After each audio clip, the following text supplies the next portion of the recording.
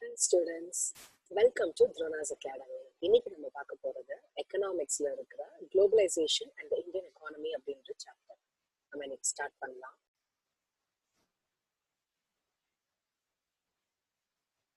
Okay, so globalisation and the Indian economy. Globalisation அப்படின்னா என்னது? நம்ம எல்லாருக்குமே நேம்ல இருந்தே தெரியும். குளோபலைசேஷன் அப்படின்னா it is more than one country. Global அப்படின்னா வேர்ல்டு வைட், அதுதான் globalisation. The globalization in the Indian economy la enna paakalam inukku.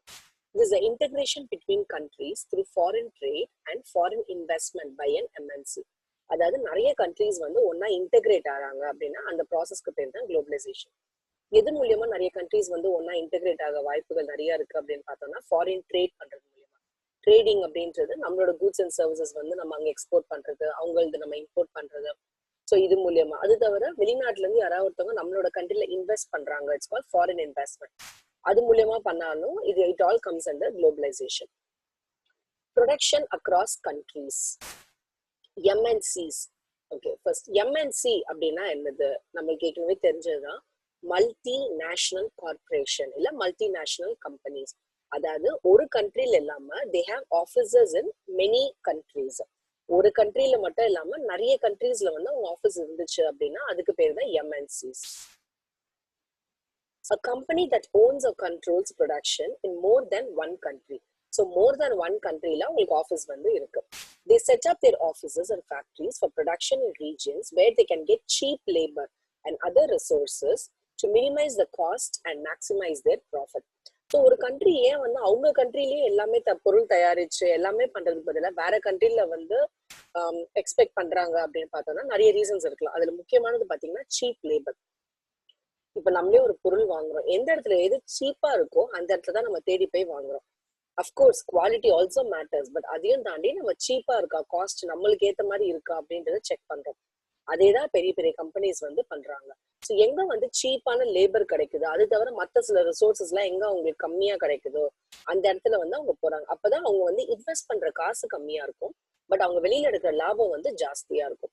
They sell their goods globally. அவங்க வந்து ஒரு கண்ட்ரில ப்ரொடியூஸ் பண்றாங்கன்னா அந்த கண்ட்ரில மட்டும் அதை செல் பண்ணாம நிறைய கண்ட்ரீஸ் வேர்ல்டு வைட், அதான் குளோபலா அதை செல் பண்றாங்க. Production process is divided into small parts and spread out across the globe. இது வந்து ப்ரொடக்ஷன் பாத்தீங்கன்னா எந்த ஒரு கூட்ஸா இருந்தாலும் ஒரே கண்ட்ரில ப்ரொடியூஸ் பண்ணாம அதை வந்து பிரிச்சு பிரிச்சு சின்ன சின்ன பார்ட்ஸா வந்து நிறைய கண்ட்ரீஸ்ல பிரிச்சு பண்றாங்க. அப்புறமா அதை வந்து சேல் பண்றது நிறைய கண்ட்ரீஸ்ல வந்து விற்கிறாங்க. Advantages of spreading out. Spreading out அப்படின்றது குளோபலியே ஒரே இடத்துல வந்து அவங்க கான்சென்ட்ரேட் பண்ணாம மற்ற கண்ட்ரீஸ்லயும் பண்றாங்க அப்படின்றது. இது பண்றதுனால என்ன அட்வான்டேஜ் இருக்கு? Best quality resources at cheap prices. நல்ல குவாலிட்டியான ரிசோர்ஸ் தான் உங்களுக்கு கிடைக்கலாம், அதே நேரம் உங்களுக்கு சீப்பான இதுவும் உங்களுக்கு கிடைக்கலாம். They generate employment opportunities in underdeveloped countries. இந்த மாதிரி சில ஆஃபீஸஸ் வந்து ஒரு பெரிய பெரிய எம்என்சிஸ் வந்து ஒரு அண்டர் டெவலப்டு கண்ட்ரீஸ்ல வந்து செட் பண்ணாங்க அப்படின்னா அந்த அண்டர் டெவலப் கண்ட்ரில இருக்கிற நிறைய பேருக்கு வந்து எம்ப்ளாய்மெண்ட் ஆப்பர்ச்சுனிட்டிஸ் வந்து ஜென்ரேட் ஆகுது. இன்டர்லிங்கிங். நெக்ஸ்ட் டாபிக் வந்து இன்டர்லிங்கிங் ப்ரொடக்ஷன் அக்ராஸ் கண்ட்ரீஸ். நம்ம இப்ப பார்த்ததுதான் ப்ரொடக்ஷன். நம்ம ஒரு கூட்ஸ் வந்து நம்ம தயார் பண்றோம், அதை வந்து அக்ராஸ் கண்ட்ரிஸ் நிறைய கண்ட்ரீஸ்ல இருக்குது, நம்ம எப்படி இன்டர்லிங்க் பண்ணலாம்? ஃபர்ஸ்ட் இது foreign direct investment, FDI.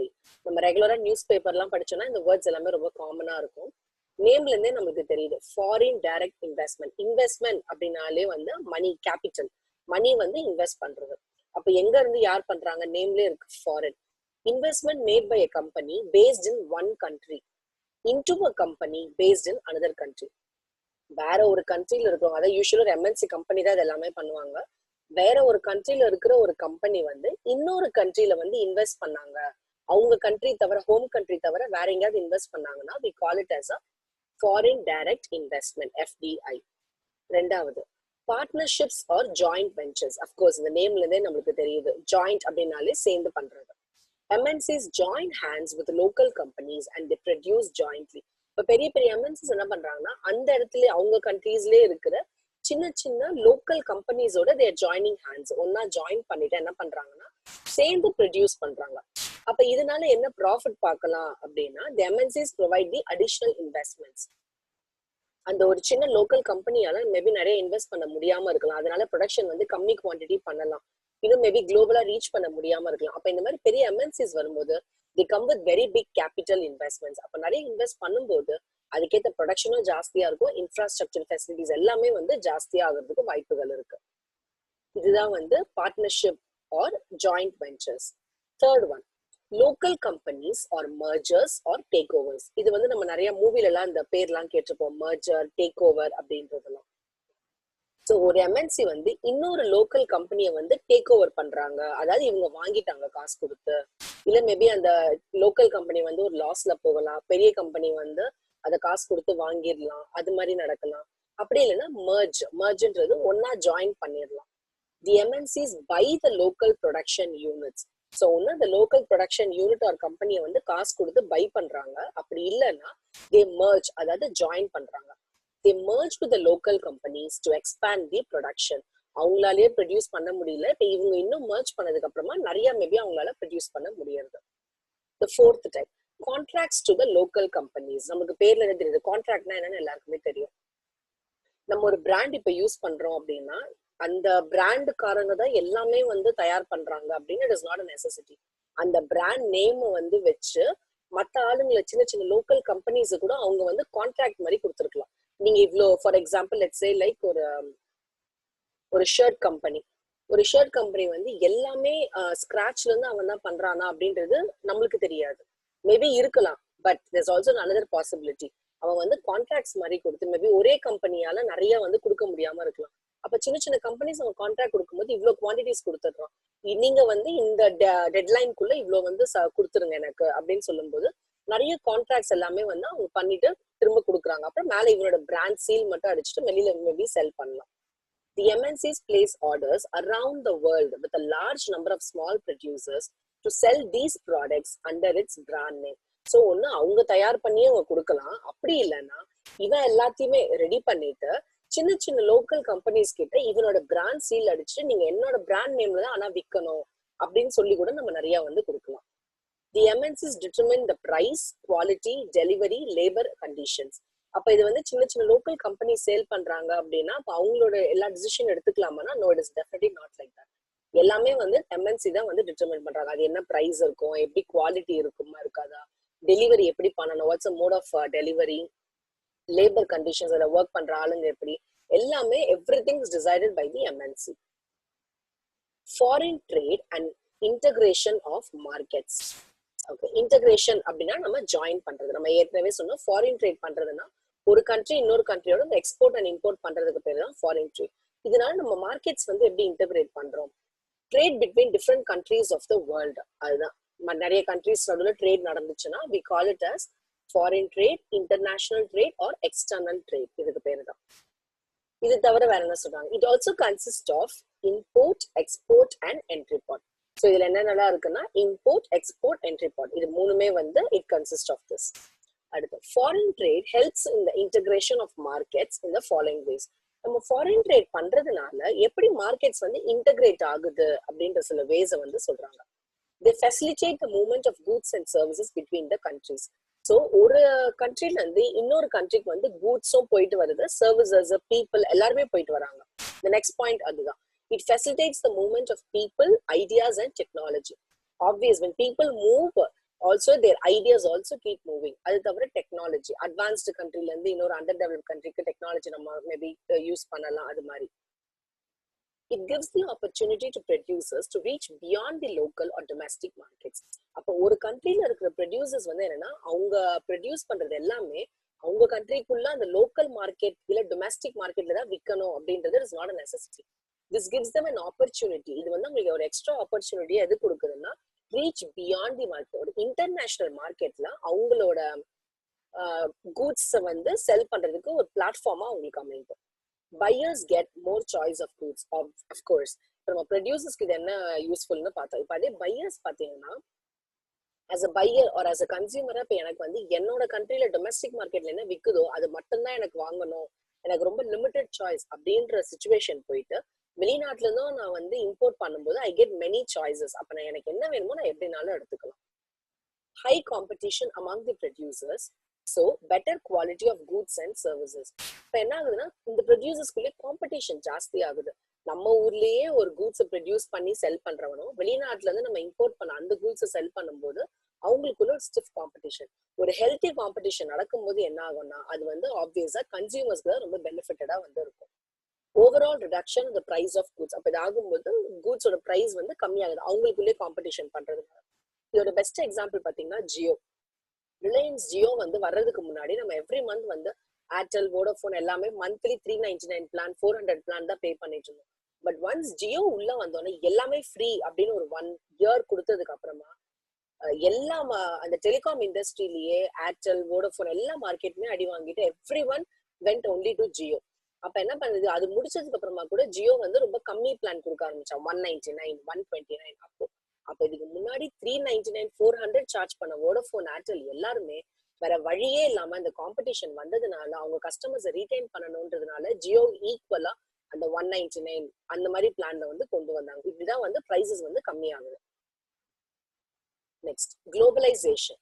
Globalisation அப்படின்ற ப்ராசஸ்னா என்ன? It is a process of rapid integration or interconnection between the countries by greater foreign investment and great foreign trade. So நம்ம ஏற்கனவே பார்த்ததுதான் ரேபிட் அப்படின்னா ரொம்ப குவிக்கா வந்து இன்டெகிரேட்னா ஜாயின் ஆகுது, இல்லைன்னா இன்டர் கனெக்ட் ஆகுது நிறைய கண்ட்ரீஸ் நடுவில். ஃபாரின் இன்வெஸ்ட்மெண்ட் பண்றதுனால, ஃபாரின் ட்ரேட் நடக்கிறதுனால when all the countries come together is called as a globalization.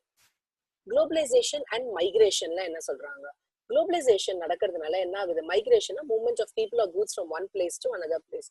நிறைய பேர் அதனால என்ன பண்றாங்கன்னா ஒரு இடத்துல இருந்து இன்னொரு இடத்துக்கு அப்படியே சேஞ்ச் ஆகி மைக்ரேட் ஆகியே வந்து போறாங்க.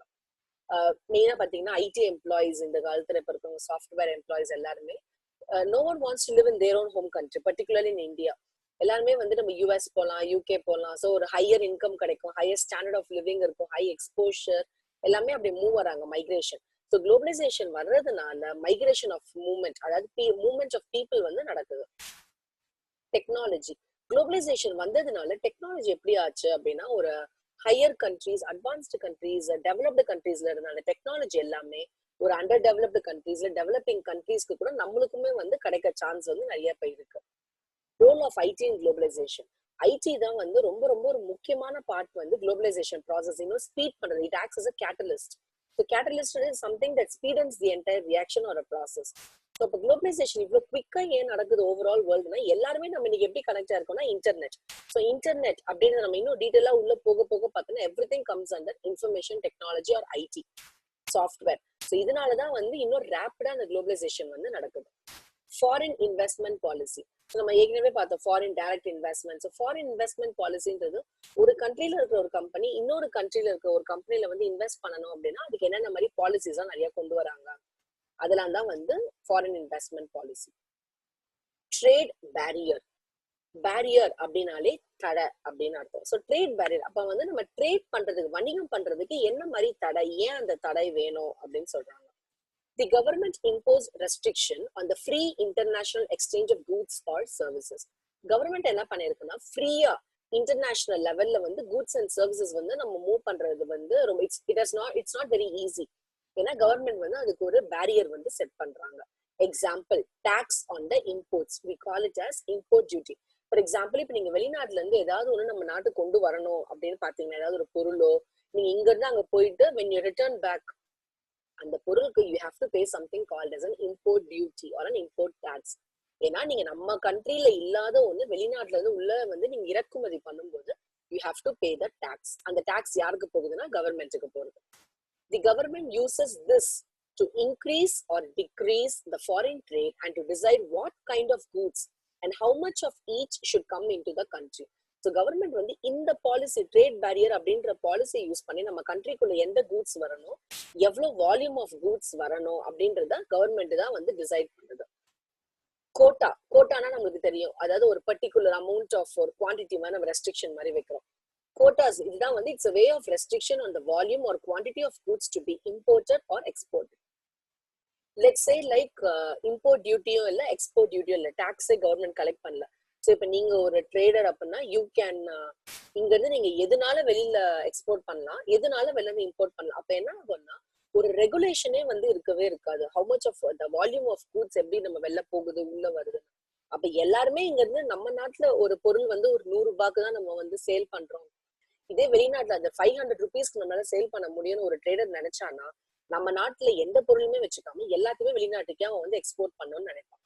இந்த மாதிரி சில ப்ராப்ளம்ஸ் எல்லாம் வரக்கூடாது அப்படின்றதுனால தான் அதை செக் பண்றதுக்காக கவர்மெண்ட் வந்து இந்த டாக்ஸை வந்து கொண்டு வராங்க. Foreign trade before 1991.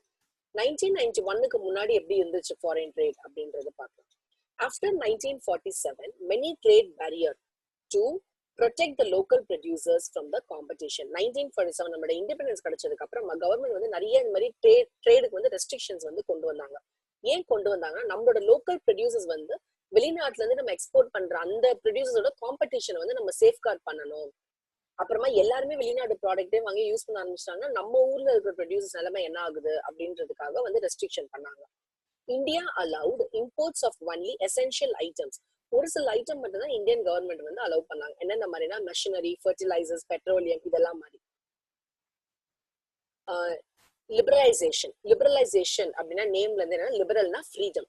It is the removing of the barriers or restrictions set earlier by the government. So government முன்னாடி என்னெல்லாம் ட்ரேட் பேரியர் கொண்டு வந்தாங்களோ அந்த ரெஸ்ட்ரிக்ஷன்ஸ் எல்லாம் ரிமூவ் பண்ணிட்டா that's called as a liberalisation. அப்படி என்ன லிபரலைஸ் பண்ணாங்க அப்படின்னா new economic policy 1991. Indian produced must compete with global producers so to improve their performance and quality of the goods and services. 1947 அந்த trade பேரியரை கொண்டு வந்தாங்க. அப்ப 1991 few years கழிச்சு என்ன இந்தியன் கவர்மெண்ட் அப்சர்வ் பண்றாங்க அப்படின்னா மேபி நம்ம இந்த ட்ரேட் பேரியரை வந்து லிஃப்ட் பண்ணணுமோ, நம்ம அந்த மாதிரி லிஃப்ட் பண்ணோம் அப்படின்னா நம்மளோட லோக்கல் ப்ரொடியூசர்ஸ் வந்து அந்த ப்ரொடியூசர்ஸோட காம்படிஷனோட ஹெல்த்தியான காம்படிஷன் இருந்துச்சுன்னா இவங்களோட பெர்ஃபார்மன்ஸும் இன்க்ரீஸ் ஆகும், குவாலிட்டியும் இன்க்ரீஸ் ஆகும். அப்ப இவங்களோட குவாலிட்டி ப்ராடக்ட்ஸ் அவங்க தயாரிக்கிறது இன்க்ரீஸ் ஆச்சுன்னா அது யாருக்கு பெனிஃபிட் ஆகும் அப்படின்னா கன்சியூமர்ஸ்க்காக. இதனால India made some major changes in its trade policy and decision which is supported by WTO. WTO world trade organisation. இதனால 1991ல புதுசா எக்கனாமிக் பாலிசி வந்து ரிவைஸ் பண்ணாங்க. ட்ரேட் பேரியர்ஸ் நிறைய ரிமூவ் பண்ணாங்க இந்தியன் கவர்மெண்ட். அதுதான் வந்து நியூ எக்கனாமிக் பாலிசி 1991. WTO நம்ம ஏற்கனவே சொன்னோம். WTO அப்படின்றது world trade organisation. It's an international organization dealing with the global rules of trade between the nations. இவங்க யார் அப்படின்னா they act as a ஒரு மீடியேட்டர் மாதிரி, ஒரு அம்பையர் மாதிரி. டிஃப்ரெண்ட் கண்ட்ரீஸ் வந்து அந்த ட்ரேட் ரூல்ஸ் எல்லாம் ஃபாலோ பண்றாங்களா பண்ணலையா அப்படின்றதெல்லாம் செக் பண்றது வந்து இவங்க தான் மெயினா பாத்துக்கிறாங்க. To ensure that trade flows as smoothly as possible. Trade வந்து ஒரு கண்ட்ரில இருந்து இன்னொரு கண்ட்ரிக்கு எக்ஸ்போர்ட் அண்ட் இம்போர்ட் வந்து ஸ்மூத்தா ஃப்ளோ ஆகுதா, எந்த ப்ராப்ளமும் இல்லாம அப்படின்றத செக் பண்றாங்க.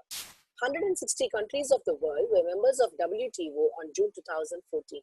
2014ல எடுத்த சர்வே படி 160 countries வந்து இந்த வேர்ல்ட் ட்ரேட் ஆர்கனைசேஷன்ல வந்து மெம்பர்ஸ் இருந்தாங்க. It's very similar to UN அது மாதிரி. Impact of globalisation in India. இந்தியால வந்து குளோபலைசேஷன் இருந்ததுனால அதோட இம்பாக்ட் எப்படி இருந்துச்சு? இம்பாக்ட்னா அதோட பாதிப்பு எப்படி இருந்துச்சு? More competition among the producers. நம்ம ஏற்கனவே பார்த்தோம் நம்ம கண்ட்ரில இருக்கிற ப்ரொடியூசர்ஸ் அந்த மற்ற கண்ட்ரி ப்ரொடியூசரோட ஒரு ஹெல்த்தி காம்படிஷன் வந்து செட் ஆகுது. Greater choice of goods with improved quality and lesser prices. கன்சியூமர்ஸ்க்கு வந்து வைட் வெரைட்டி ஆஃப் சாய்ஸஸ் இப்போ அவைலபிளா இருக்கு. அதே மாதிரி வந்து ப்ரைஸும் ரொம்ப கம்மியாயிடுச்சு. மெனி ஜாப்ஸ் கிரியேட்டட், நிறைய எம்ப்ளாய்மெண்ட் ஆப்பர்ச்சுனிட்டிஸ் எல்லாமே ஜென்ரேட் ஆகுது. New and improve technology. மற்ற கண்ட்ரீஸ்ல இருந்து அட்வான்ஸ்டு டெக்னாலஜிஸ் எல்லாமே இன்னொரு கண்ட்ரியால இப்ப வந்து யூஸ் பண்ணிக்க முடியுது. It also threaten the small producers. இதெல்லாம் பாசிட்டிவா நடந்தா கூட சம்டைம்ஸ் நெகட்டிவா என்ன ஆகுது அப்படின்னா சின்ன சின்ன ப்ரொடியூசர்ஸ்க்கு வந்து இது ரொம்ப அஃபெக்ட் பண்றது. அவங்க வந்து ஒரு த்ரெட்டனிங்கா வந்து இருக்கு. அவங்களால வந்து ரொம்ப செழிப்பா அவங்களோட கூட்ஸை வந்து சேல் பண்ண முடியல. The struggle for a fair globalisation. So நம்ம என்ன சொல்றாங்க அப்படின்னு பார்த்தோம்னா குளோபலைசேஷன் வந்து everything is good. Yes, ஒரு கண்ட்ரி இன்னொரு கண்ட்ரியோட நல்லா இருக்கு, செல் பண்றோம், ப்ராஃபிட் பண்றோம், ஒரு நல்ல நெய்பரிங் கண்ட்ரீஸா இருக்கும், ஒரு ஃப்ரெண்ட்லி இது எல்லாமே டெவலப் பண்றோம். பட் ஃபேரா வந்து நம்ம யூஸ் பண்ணணும். அன்ஃபேர் மீன்ஸ் படி நம்ம எதுவுமே பண்ணக்கூடாது அப்படின்னு சொல்றாங்க. இதுதான் வந்து the struggle for a fair globalization. So that's it with our lesson today, globalization and the Indian economy. Hope you all understood. இதுல ஏதாவது டவுட்ஸ் இருந்துச்சு அப்படின்னா just send your queries or contact me through the mail ID given below. Thank you.